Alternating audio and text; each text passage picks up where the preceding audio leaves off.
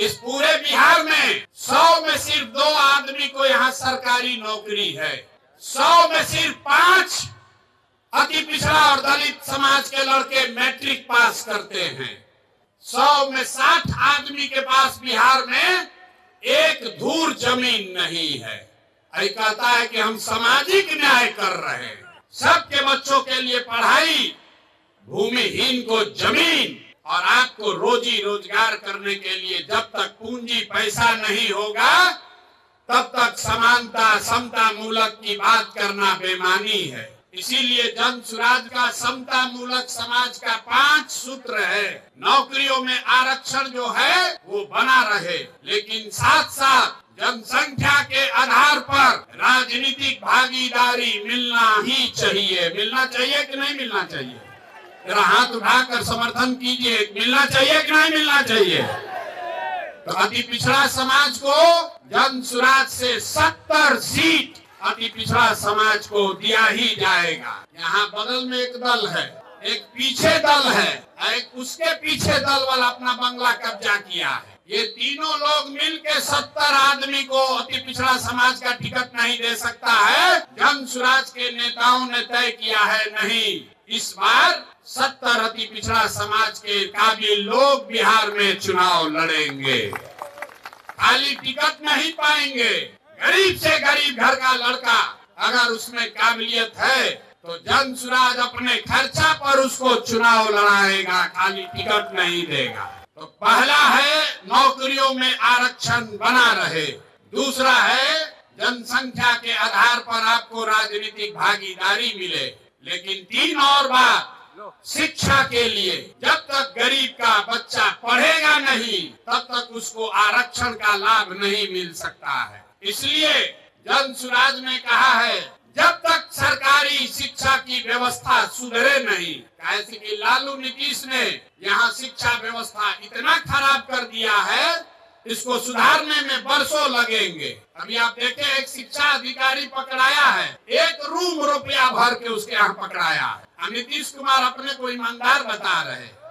तो जन सुराज ने कहा है, याद रखिए, जब तक बिहार में सरकारी शिक्षा की व्यवस्था सुधरेगी नहीं तब तक गरीब से गरीब आदमी आप अपने बच्चे को प्राइवेट स्कूल में भेजिए, उसका खर्चा फीस सरकार के ओर से दिया जाएगा, ताकि गरीब से गरीब का बच्चा भी बढ़िया अंग्रेजी मीडियम स्कूल में पढ़ पाए। पढ़ना चाहिए कि नहीं पढ़ना चाहिए?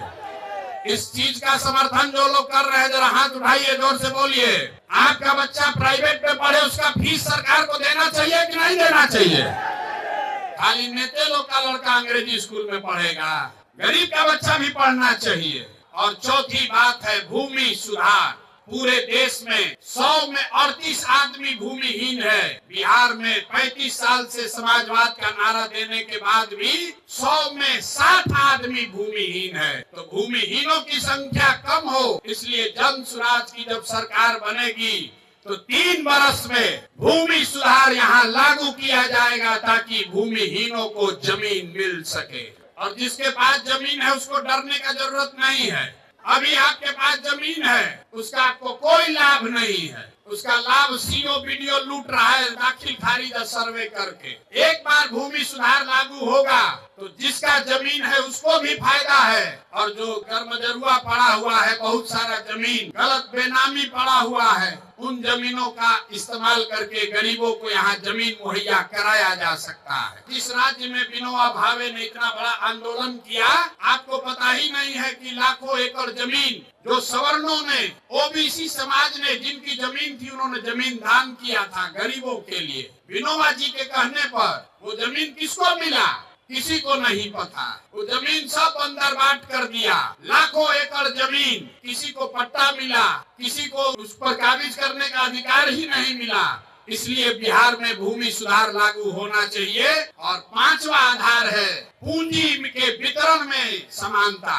आपके गांव में जिसके पास भी पैसा है, उसके पास पढ़ाई नहीं है, जमीन नहीं है, लेकिन अगर पूंजी है तो कोई ना कोई रोजी रोजगार, दुकान व्यापार करके लोग अपना जीवन चला रहे हैं। लेकिन समाज में जो लोग पीछे छूट गए हैं, उनके पास पूंजी की उपलब्धता नहीं है। आप बैंक में जाते हैं गरीब को कोई लोन नहीं दे रहा है। तो जन सुराज के समता मूलक समाज का 5वां आधार है पूंजी के वितरण में समानता। अगर 100 रुपया बैंक लोन दे रहा है तो उसमें समाज के जो पिछड़े वर्ग के लोग हैं उनको उनकी संख्या के हिसाब से हक मिलना ही चाहिए।